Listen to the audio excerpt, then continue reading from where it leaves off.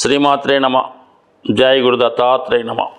ఈ వీడియోలో మనం మేషరాశి వారికి అదృష్టాన్ని కలిగించే గ్రహాలు ఏమిటి, అదే సమయంలో ఇబ్బంది పెట్టే గ్రహాలు ఏంటి, మనకి మహాదశ జరుగుతున్నప్పుడు ఆ దశ యోగిస్తుందా యోగించదా అని తెలుసుకోవడానికి ఈ వీడియో మనం చేయడం జరుగుతుంది.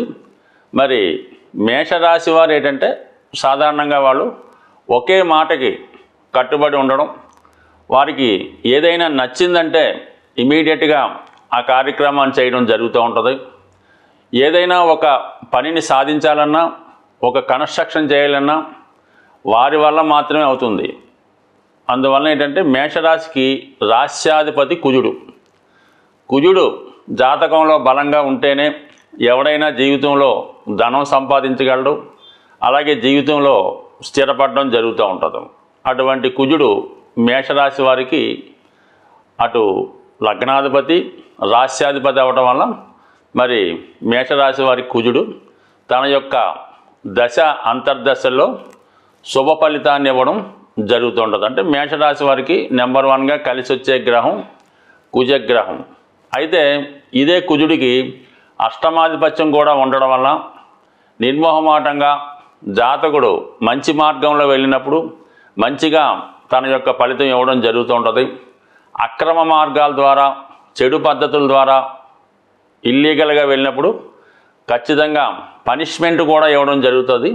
అంటే పనిష్మెంట్ ఇచ్చినప్పటికీ కూడా జాతకుడికి జ్ఞానోదయం అయ్యే విధంగా ఆ గ్రహం జాతకుడి మీద ప్రభావాన్ని చూపిస్తూ ఉంటుంది. అంటే మేషరాశి వారికే కాదు, ఏ రాశి వారికైనా కుజుడు ఒక స్ట్రిక్ట్ అయినటువంటి పోలీస్ ఇన్స్పెక్టర్ లాంటి వాడు. మీరు మంచి చేస్తే మంచి ఇస్తాడు, చెడు చేస్తే చెడిస్తాడు. ఇది గమనించుకొని మేషరాశి వారు ఆ కుజుడు యొక్క దశ అంతర్దశల్లో మరి మంచి మార్గంలో వెళ్ళినప్పుడు ఖచ్చితంగా రాణించే అవకాశం ఉంటుంది. దాని తర్వాత రవిగ్రహం అంటే 5వ స్థానాధిపతిగా, కోణాధిపతిగా, మరి పూర్వపుణ్య స్థానాధిపతిగా అత్యంత శుభగ్రహం రవిగ్రహం. రవి బలం ఉంటేనే జాతకుడు స్వతంత్రంగా ఆత్మబలాన్ని కలిగి ఉంటాడు, సుపీరియారిటీ కాంప్లెక్స్ కలిగి ఉండి ఎంత గొప్పవారితో అయినా డీల్ చేసి ఆ కార్యక్రమాన్ని నెరవేర్చగలుగుతూ ఉంటాడు.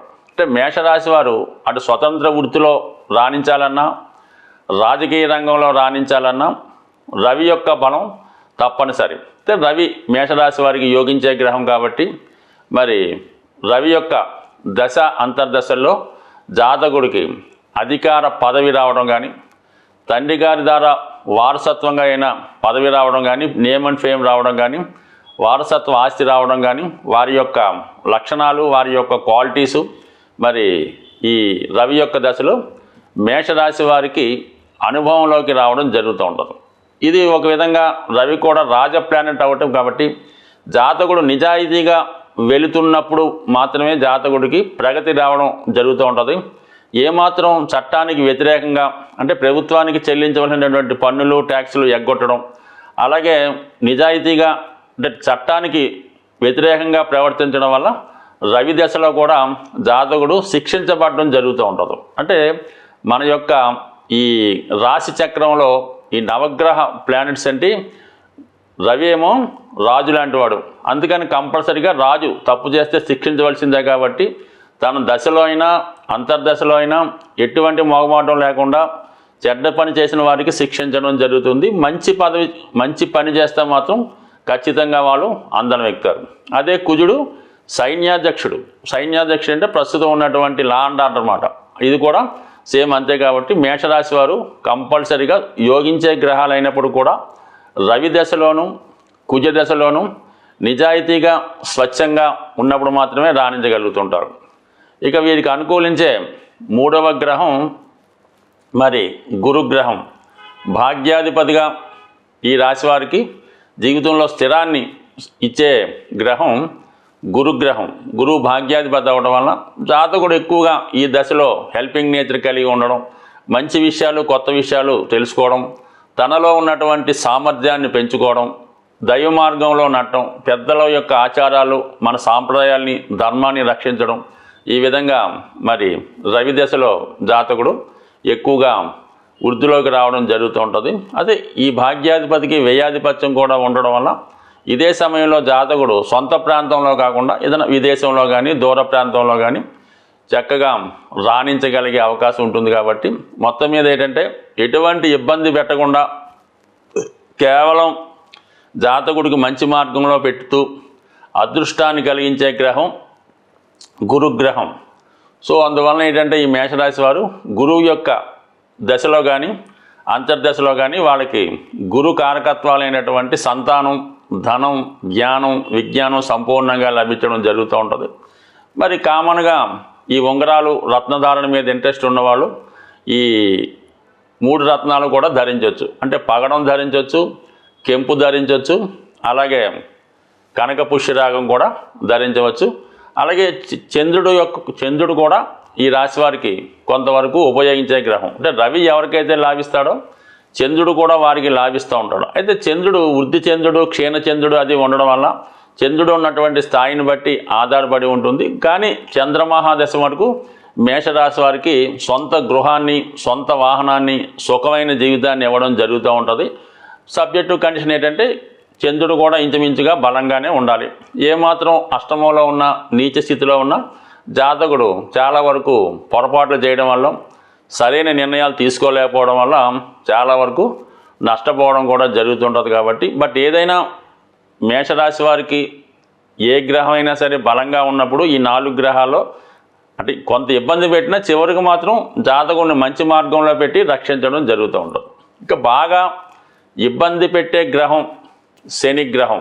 అంటే దశమ లాభాధిపతిగా మరి జాతకుడికి అటు వృత్తి ద్వారా లాభాన్ని కూడా ఇచ్చినప్పటికీ కూడా మరి శని రాశి వారికి, ఈ లగ్నం వారికి బాధకుడు అవడం వల్ల జీవితంలో ఖచ్చితంగా చాలా చాలా చాలా ఇబ్బందులు పెట్టిన తర్వాత, జీవితంలో బాగా నాశనం అయిన తర్వాత చివరి ఫలితంగా ఏదో కొంత హోప్గా జాతకుడు చేసే కార్యక్రమాలు బట్టి, తన నడవడికను బట్టి మంచి మార్గంలో పెట్టే ప్రయత్నం చేస్తాడు తప్ప మేషరాశి అంటే ఎక్కువగా లగ్నం ఫాలో అవుతుంటాం. మేషరాశి మేష లగ్నం వారు ఒకవేళ శని మహాదశ వచ్చిన టైంలో చాలా జాగ్రత్తగా కష్టపడుతూ జీవితంలో ముందుకెళ్తేనే అభివృద్ధి ఉంటుంది తప్ప ఏమాత్రం అవినీతి కార్యక్రమాలు, అక్రమైన పనులు, చెడు వ్యసనాలు, అతిగా నిద్రపోవడం, అబద్ధాలు చెప్పడం, పెద్దల్ని నిందించడం, ఇటువంటి ఏ కార్యక్రమం చేపట్టినా కూడా తొందరగానే అంటే శని భగవానుడు ఏం చేస్తాడంటే ఈ జన్మలో మీరు చేసినటువంటి తప్పులను ఈ జన్మలోనే శిక్షించే విధంగా ప్రయత్నం చేస్తూ ఉంటాడు.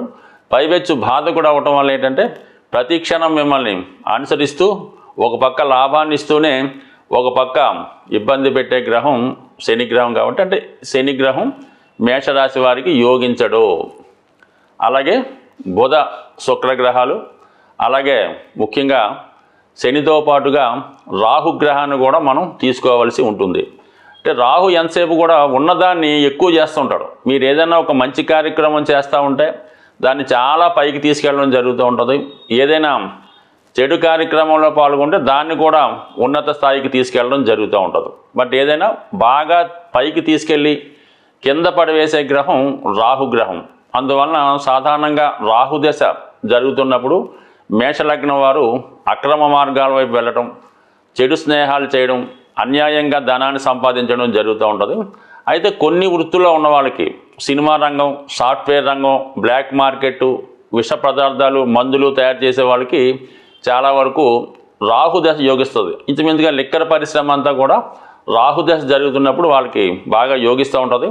అయితే చివరిలో మాత్రం ఖచ్చితంగా అది పనిష్మెంట్ ఇచ్చి ఏదో ఒక జైలు జీవితమో, అజ్ఞాతవాసమో, దీర్ఘకాలమైనటువంటి వ్యాధిలోకి నెట్టివేయడము జరుగుతుంటుంది. కాబట్టి ఎక్కువగా ఈ మేషరాశి వారు, మేషలగ్నం వారు రాహుదశ శని మహాదశలో జాగ్రత్తగా వ్యవహరించవలసి ఉంటుంది. బట్ ఏదైనా మేషరాశి వారు నిరంతరం హనుమాన్ చాలీసా మేషరాశి వారు నిరంతరం హనుమాన్ చాలీసా పారాయణ వల్ల, ప్రతి శనివారం హనుమాన్ టెంపుల్కి వెళ్ళడం వల్ల జీవితంలో ఎదురయ్యే ఎటువంటి సమస్యలనైనా సరిదిద్దుకోవచ్చు. స్వస్తి.